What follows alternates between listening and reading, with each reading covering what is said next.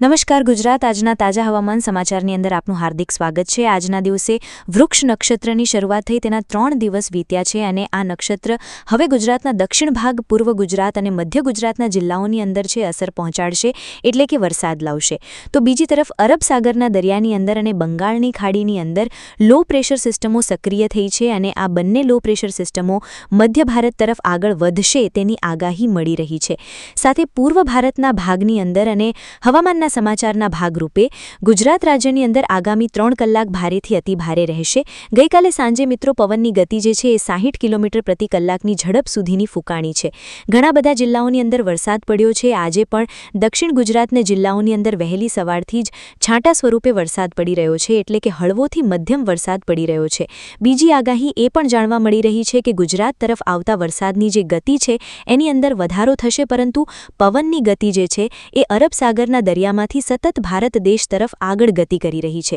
અને તેના જ કારણે જે બેંગ્લોર, બેંગલવી, મદરાઈ, ચેન્નઈ, પોંડુચેરીથી લઈ અને ખાસ કોંકણ અને ગોવા, આ સાથે સાથે રત્નાગિરી અને મુંબઈ, મહારાષ્ટ્રના દરિયાકાંઠાના વિસ્તારો સુધી જે છે એ વરસાદી સિસ્ટમનો ઘેરાવો છે એ વધ્યો તેની આગાહી મળી રહી છે। આજના વિડીયોની અંદર તમને જણાવીએ કે અત્યારે લાઈવ સેટેલાઇટ ઇમેજના માધ્યમથી પણ જે અપડેટ મળી રહ્યા છે, વૃક્ષ નક્ષત્રની હવામાન વિભાગ દ્વારા જે આગાહી કરવામાં આવી છે તેના દ્વારા વીજળીના કડાકા ભડાકા સાથેનો વરસાદ હવે પછી પૂર્વ ભારતના ભાગની અંદર અને પશ્ચિમ ભારતના ભાગની અંદર છે જોવા મળશે। બંગાળની ખાડીની અંદર તમે જોઈ શકો છો તો વેસ્ટર્ન ડિસ્ટર્બન્સનું મોટું પ્રમાણ જોવા મળી રહ્યું છે અને અત્યારે વરસાદી સિસ્ટમ છે એક્ટિવ થઈ છે, જેના કારણે બંગાળની ખાડીની અંદર અત્યારે વાવાઝોડું જે છે એ સક્રિય થયું છે અને હવે પછી ગણતરીની કલાકોની અંદર પૂર્વ ભારત, દક્ષિણ ભારત અથવા તો પશ્ચિમ ભારતના જેટલા પણ રાજ્યો છે તેની અંદર આ વાવાઝોડું અસર પહોંચાડશે। અત્યારે એક મોટી સિસ્ટમ, મોટામાં મોટી સિસ્ટમ આ વર્ષની કહી શકાય તે સક્રિય થઈ ગઈ છે અને પૂર્વ ભારતના ભાગની અંદર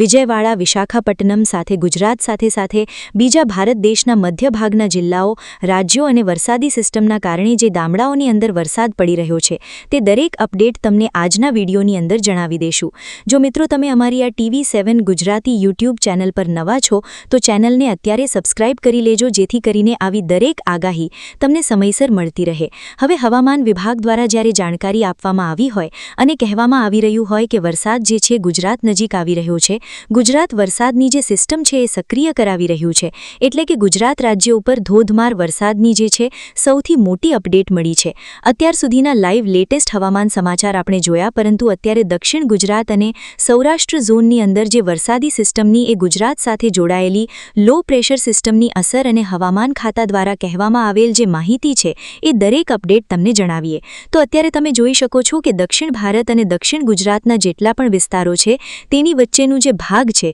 મુંબઈ, મહારાષ્ટ્રથી લઈ અને ટેક કેરળ સુધીના જેટલા પણ રાજ્યો દરિયાકાંઠાના વિસ્તારોની અંદર આવે છે, દરેક વિસ્તારની અંદર વરસાદ જે છે ભૂકા બોલાવી રહ્યો છે એટલે આગામી 3 કલાક પણ ભારેથી અતિભારે વરસાદ રહેશે અને ગુજરાત નજીક આવતા વરસાદી સિસ્ટમની એક્ટિવિટી જે છે એ જોવા મળશે, જેના કારણે વાતાવરણની અંદર ક્લાઇમેટ ચેન્જની અસર ઊભી થશે અને ધોધમાર વરસાદ પડશે। તો મિત્રો આગાહીકારો દ્વારા તો આગાહી કરવામાં આવે છે, 10 તારીખથી આગાહી છે એ શરૂ થઈ છે, 10 તારીખથી 15 તારીખ સુધીનું હવામાન આપણે જોયું છે। હવે આજે જાણીશું કે આ જૂન મહિનાના હવે 11 દિવસ છે વીત્યા છે, તેમ છતાં વરસાદ કેમ પડતો નથી તેના વિશેની એક અપડેટ છે સામે આવી। ગુજરાત રાજ્ય ઉપર જ્યારે પણ આ પ્રકારની પોઝિશન આવે, પરિસ્થિતિ સર્જાય તો ઘણા બધા ગુજરાત રાજ્યના વિસ્તારોની અંદર વાતાવરણના ક્લાઇમેટ ચેન્જના અસરના કારણે આ જે તકલીફો છે એ ઊભી થઈ શકે, તો વરસાદ ભૂકા બોલાવી શકે અને હજી પણ વરસાદ જે છે એ આગામી ગણતરીની કલાકોની અંદર ગુજરાતના અન્ય રાજ્યો સુધી છે એ જિલ્લાઓ સુધી પહોંચે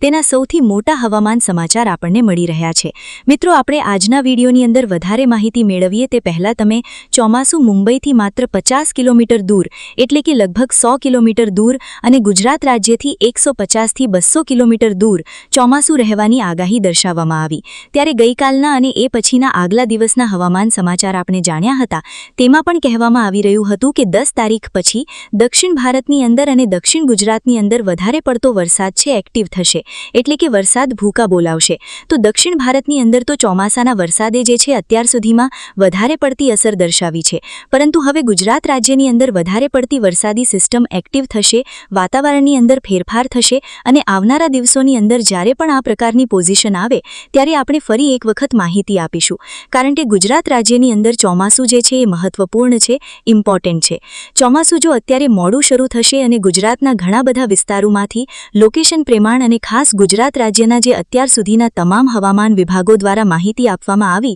તેમાં કહેવામાં આવ્યું છે મહારાષ્ટ્રના હરનાઈ સુધી પહોંચી ગયું છે ચોમાસું અને હવે પછી કોકણ, ગોવા અને ખાસ દીવ સુધીના જેટલા પણ વિસ્તારો છે તમામ વિસ્તારોને કવર કરી લેવાના રહેશે. કારણ કે મિત્રો હરનાઈ, સોલાપુર, કરબુલગી, નંધાલ, ચેન્નઈ અને સિલગુટ જેવી જે વાતાવરણની પરિસ્થિતિ આ તમામ જે રાજ્યોના નામ લેવામાં આવ્યા છે તમામ રાજ્યોની અંદર વરસાદી સિસ્ટમ જે છે એક્ટિવ હોય છે અને આ વરસાદ ગુજરાત રાજ્યની અંદર મોડો પડ્યો તેની પાછળનું મુખ્ય કારણ જે છે ગયા વર્ષે જે વધારે પડતો વરસાદ પડી ગયો હતો તેના કારણે આ તમામ વરસાદની આજે છે અત્યારે જોવા મળેલી તકલીફ ઊભી થઈ શકે. કારણ કે મિત્રો ચોમાસાની પ્રગતિ આગામી 3 થી 4 દિવસના નૈઋત્યના ચોમાસાને મધ્યમાં રાખી અરબી સમુદ્રના કેટલાય વધુ પડતા ભાગો મહારાષ્ટ્રના, કર્ણાટક અને તેલંગાણા, આંધ્રપ્રદેશ, તમિલનાડુ અને દક્ષિણ પશ્ચિમ જે બંગાળ છે તેની ખાડી અને બાકી રહેલા જે ભાગો છે એની અંદર વધારે પડતો વરસાદ છે એ પરિસ્થિતિના અનુકૂળ ચાલશે. હવે આ વરસાદી સિસ્ટમ એક્ટિવિટીના કારણે વાતાવરણ સ્વરૂપે આગળ વધારીએ તો એ પહેલા ગુજરાતના દરિયાકાંઠાના લોકેશન જ નહીં,